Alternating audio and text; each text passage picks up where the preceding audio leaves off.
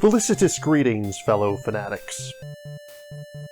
Welcome back, one and all. I'm Adam the Fanatic, and today we're taking a look at Video Game Fables, a satirical RPG by Momiji Studios.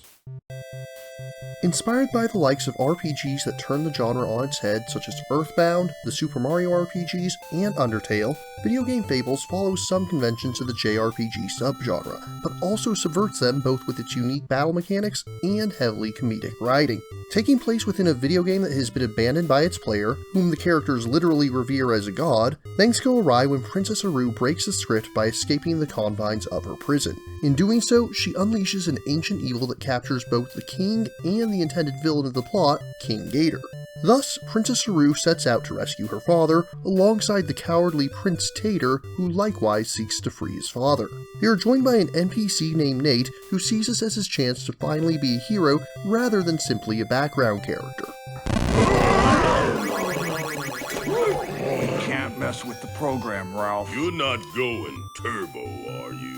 Gameplay in Fables is somewhat varied. On the overworld map, it feels much like you would expect of a typical JRPG, but once you get into the dungeons, it plays more like a 3D platformer, and there actually is a fair bit of platforming and exploration to these segments, almost like a lightweight version of Super Mario 64 or Spyro the Dragon. Although this shouldn't be thought of as the game's main focus, it is a major component all the same. But of course, what is an RPG without its battle system? On the surface, Fables seems fairly basic. You have a menu of options you can use in battle, with regular attacks which use your character's chosen weapon, and special attacks that are unique to them. But things quickly become much more unique once you look beneath the surface. One of the game's major mechanics is that every action has a number of turns it takes to charge, and a number of turns to cool down before you can start charging another ability. But the starting charge is simply a minimum. In some instances, you might want to wait a little later so another party member can hit the enemy with a debuff first, or you may want to let other characters recover before hitting a sleeping foe and waking them up. Alternatively, you may want to time your group heal so that it happens after an enemy attack. The other thing that makes the battle system stand out is the fact that there isn't a pool of magic or energy or flower points used to perform special attacks. Rather, critical hits are very common in this game. Every normal attack has a 40% chance of generating a crit. When you get a critical, it only deals a little extra damage, but it's stored as a resource. Some special abilities require a crit to be used at all, while others are simply empowered by such. And of special note is that Aru can learn an ability that can actually steal a stored crit from her foes. This is a lot of fun in the late game. As you journey, of course you'll be able to upgrade to more powerful weapons and equipment and level up. But this is another area where Video Game Fables breaks the conventions of the genre. XP is a liquid resource in this game. You don't simply level up when you have enough experience. Rather, you have the option of spending that experience on such. But XP is also needed for other things, so you'll need to balance it out. Every piece of equipment costs a certain amount of XP to equip, and adding more skills to your roster also costs experience. It sounds complicated, but it's really not. And on top of that, anything you spend XP on is refundable at any time.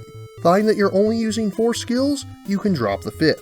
Find that enemies aren't as overpowering in the new areas as you thought they would be, you can decrease your level again. And in both cases, you'll get a full refund on the XP that you spent on them. And of one final note are upgraded abilities. For the most part, these aren't strict upgrades, but rather options for how to modify them with trade-offs. For example, special attacks can be modified to activate more quickly at the cost of damage, or you can invert that, make that so that they deal extra damage but take a little longer to charge up. Buffs can gain potency with a critical, or you can instead choose to use the crit to let them bolster all of your allies at once. There are a few late game options that break this rule and simply upgrade an ability, but those only affect a handful of special attacks. Presentation-wise, the game is a lot more hit and miss. I've stated my distaste for mixed art styles in the past, and it's certainly no different here. I like the sprite-based characters, but the polygonal world just feels dry. Most of the environments are very lacking in textures, and it feels odd to see these very rounded hills with very little detail. It almost would have been better to simply see them with a lower poly count to better match with the simplistic textures, at least in my opinion. The camera can also be a little awkward at times. There are a handful of segments with narrow corridors in the game, and the camera absolutely does not handle well for those sections. On the bright side, you have the writing. The humor is enjoyable, and the characters play well off one another. It pokes fun at a lot of the tropes of the genre, so you'll certainly get more out of it if you're familiar with other, more traditional JRPGs, but like any good satire, you can still enjoy it even if you're not familiar with its inspirations. As this is primarily a comedy-driven game, I don't feel a need to go into a spoiler segment to discuss the plot. The plot is simply there to set up the adventure and provide a background for the comedy, not to be the game's driving force. All in all, Fables is an enjoyable adventure. It took me approximately 12 hours to go through the game, and I did get most of the extra goodies along the way. I didn't find any super bosses, which is a bit of a pity, and I do find that the art direction is somewhat lacking. Despite that, I did quite enjoy the writing, and while it was a touch on the easy side, the battle system was a very unique and enjoyable take on turn-based battle systems. On the other hand, I feel the 3D platform segments were okay, but not particularly interesting. But then there was the XP system, which, again, was a new direction to take familiar concepts that worked out really well. As for the story, it got more than a handful of laughs out of me and did a solid job of poking fun at some of the overused cliches of the genre, while at the same time still feeling like it was respecting the games of the past. Overall, I'd say that the RPG elements are definitely the strongest part of the title, and since that is what the game presents itself as first and foremost, there's definitely more good than bad here. Although there certainly are parts of the game that are rough around the edges, I heartily recommend it to fans of the genre.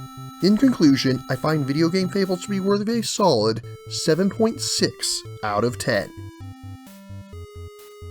Video Game Fables is currently available for PC via Steam. If you're interested in purchasing or learning more, links are included in the description. But what about you? What do you think of Video Game Fables? What satirical RPGs do you enjoy? If you have any questions, remarks, or opposing points of view, leave them in the comments down below, and don't forget to like, share, subscribe, and ring that bell. And if you really enjoy my work, please consider funding my channel on Patreon. Until next time, farewell, fellow fanatics!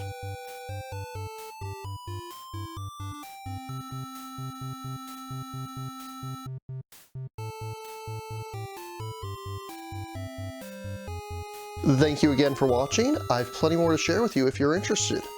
You can click up here above my head to subscribe to my channel. You can click over here on my monitor to see the most recent video that I worked on. Or if you prefer, you can click up here to open this mysterious vault and see what video that the YouTube algorithm has picked just for you.